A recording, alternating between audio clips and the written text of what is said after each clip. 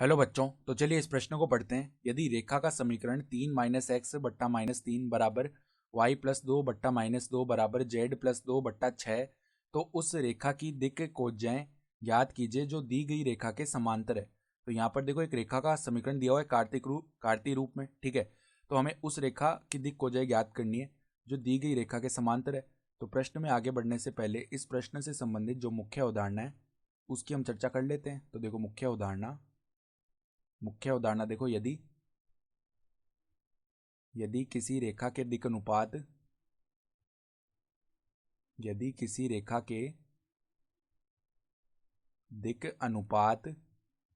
a, b, c हो, वह दिक् कोज्याएं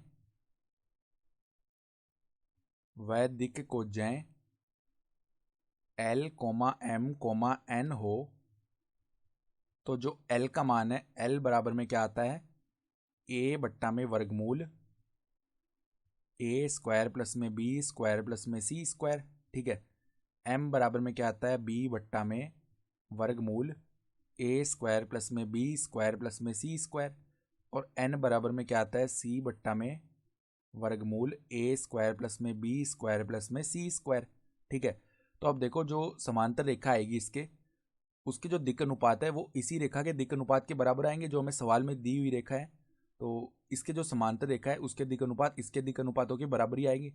तो ये रेखा देखो पहले क्या है, यहाँ पर अगर 3 माइनस एक्स लिखा हुआ है इसको x माइनस 3 लिखें तो बट्टा में माइनस से गुणा होगा तो यहाँ पे 3 बन जाएगा।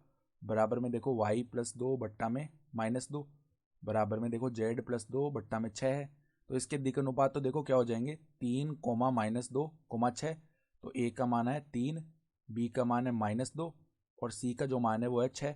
अब इसके जो समांतर रेखा आएगी उसके दिक् अनुपात भी यही होंगे, ठीक है। तो हम देखो अब दिक् कोज्याएं लिखते हैं तो वो क्या आ जाएगी, 3 बट्टा में वर्गमूल, यहाँ पे देखो 3 का वर्ग किया तो 9, फिर देखो माइनस 2 का वर्ग करेंगे तो 4, प्लस में 6 का वर्ग करेंगे 36। तो 3 बट्टा में वर्गमूल 49 बनेगा जिसका मान आ जाएगा 7। तो 3 बट्टा 7 हो गया। अब m का मान लिखेंगे तो वो क्या आएगा, देखो हमारे पास में यहाँ पर -2 बट्टा में वर्गमूल क्या बनेगा, 9 प्लस 4 प्लस 36, यानी ये क्या बन जाएगा, माइनस का 2 बट्टा 7।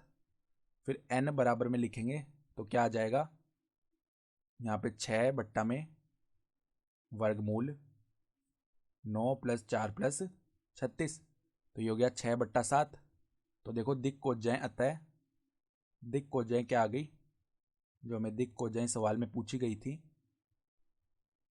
वो हमारे पास में देखो क्या आ चुकी हैं, 3 बट्टा